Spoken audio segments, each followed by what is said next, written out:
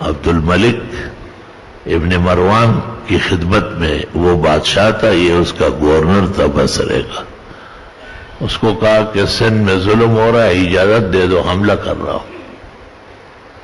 انہوں نے کہا اجازت ہے. جتنی طاقت چاہیے حکومت مرکز ساتھ دے گی. اور محمد بن قاسم نے 1700 سپاہی لے کر کے آئے.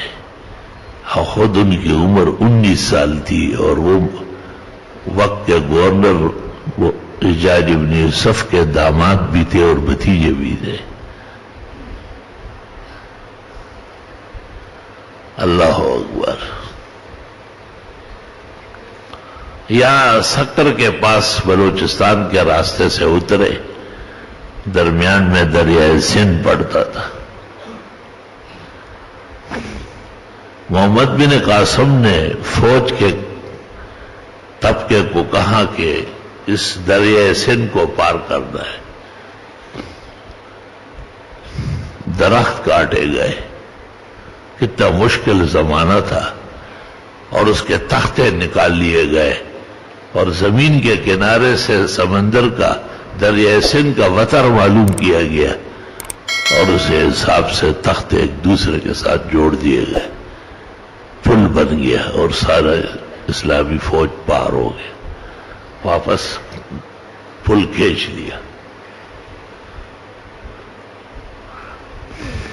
اور راجہ دائر کو اطلاع کر دی کہ ہم آئے ہیں، انسان بنو، انسان کا بچہ بنو اور صحیح جواب دو، ورنہ تیار ہو جاؤ لڑنے کے لیے. اس کا بہت بڑا قلعہ تھا، کہتے یہاں سندھ سے شروع تھا اور جیت پور تک پھیلا ہوا تھا. وہ اپنے خیال سے 100 سال تک اس میں محفوظ رہ سکتا تھا. وہ اندر گھس گیا اور قلعے کے گیٹ فولاد کے وہ بند کر دیے گئے، اور محمد بن قاسم وہاں اپنے لشکر کے رات کو پہرا دیتے.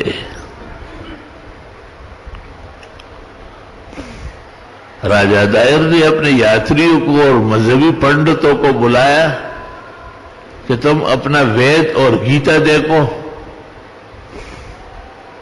اور پتہ چلاؤ کہ یہ دشمن کیسے جائے گا.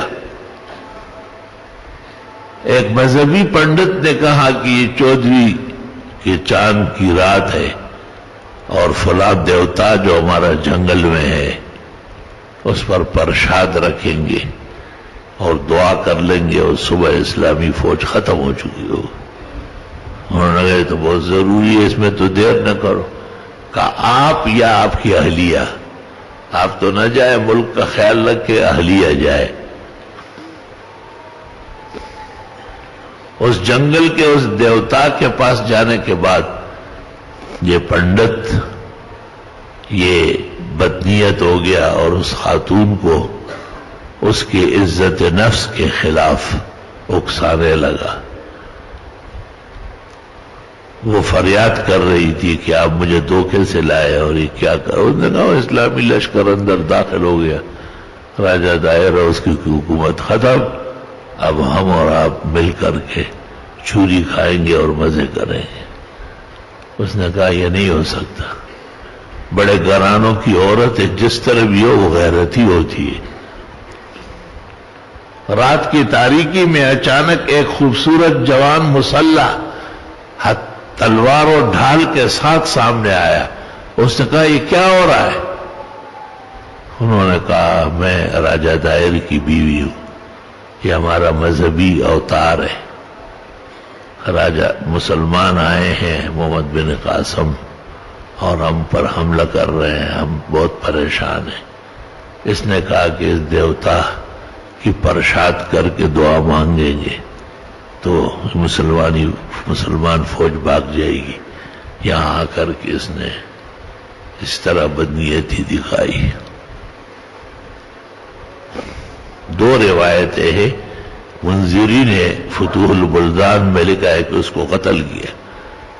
پنڈت کو، دوسری یہ کہ نہیں مذہبی لوگوں کا خیال رکھا جاتا ہے، اور اس کو گرفتار کر لیا، ہاتھ پیروں سے باندھ لیا، اور اس خاتون کو کہا کہ کیا خدمت کروں گا، مجھے میرے قلعے پہنچاؤ، مجھے تو کچھ پتہ نہیں ہے، ہم قلعہ بند ہو چکے ہیں۔ اس نے کہا ٹھیک ہے، لیکن 3 شرطیں، رات کی چاندنی ہے تو آپ مجھ سے آگے نہ چلے، مجھے پیچھے سے بس لیفٹ رائٹ کرے گی، اور دوسرا یہ کہ جو آپ نے پازیب پہنے ہیں اور بنگڑیاں پہنی ہے، چوڑیاں، اس کو کسی طریقے سے اتار دو یا باندھ لو، اس کی شرنگ سے بھی شہوت پیدا ہوتی ہے، اور مجھ سے راستے میں کسی قسم کی بات نہیں کرے گی، اجنبیہ کے ساتھ ہمارے اسلام میں باتیں جائز نہیں ہیں، اس سے بھی اشتہا پڑتا ہے۔ اس نے پوچھا آپ کون ہیں؟ میرا نام محمد بن قاسم ہے۔ کہا وہ فوج کا سربراہ؟ کہا آج میری ڈیوٹی تھی خیال رکھنے کی۔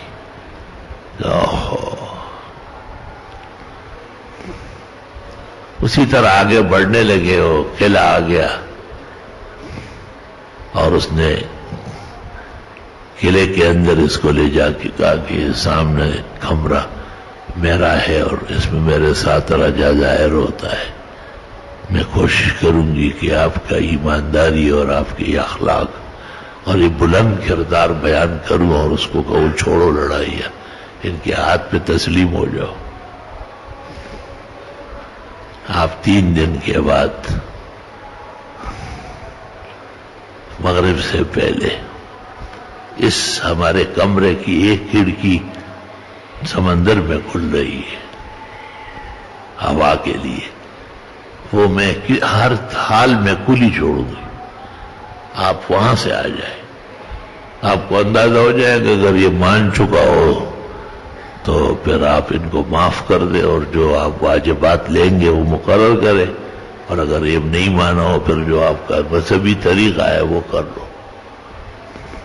ٹھیک، وہ اندر چلی گئی، اور محمد بن قاسم گھوڑے پر سوار واپس بھاگا، اور لشکر میں آیا، اور لشکر کو کہا کہ کسی طریقے سے یہ جو راجہ دائر کا قلعہ ہے اس کے سامنے جو کمرہ اور دروازہ نظر آتا ہے وہاں تک پہنچنا ہے۔ سمندر و دریا مجاہد کے لیے کیا ہوتے، یہ تو اس کی زندگی کے ادائے ہیں۔ جب وہاں پہنچ گئے، دیکھا کھڑکی کھلی ہے، محمد بن قاسم وہاں کمانڈروں کے مسلح اندر داخل ہوا۔ راجہ دائر کے پیروں میں یہ بیوی بیٹھی تھی اور رو رہی تھی اور منتیں کر رہی تھی کہ میرے اندھیری رات میں اس کے اخلاق، بلند کردار اور طہارت دیکھی ہے، یہ لوگ کسی آسمانی قوت سے وابستہ ہے، ان سے جنگ نہیں ہوگی۔ چنانچہ وہ کہا مانتا تھا، وہ تو وقت کا نریندر مودی اور بدماش تھا اول درجہ۔ محمد بن قاسم نے اس بی بی سے پوچھا کہ یہ کلمہ پڑھ رہا ہے؟ نے کہا نہیں مان رہا۔ ٹھڑاک گردن اس طرف، اور سارے کمروں میں جو اس کے فوجی جگہ ذبح کرو، اقتلوا کلہم،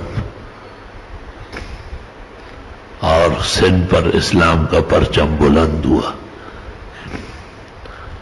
کہتے ایک جھنڈا لہرایا جاتا تھا جو علامت تھی کہ سندھ پر حکومت راجہ دائر کی ہے، اور اتنا اونچا جھنڈا تھا کہ زمین سے اس کے مارنے کا بظاہر دشوار تھا، وہ تیر مارتے تھے۔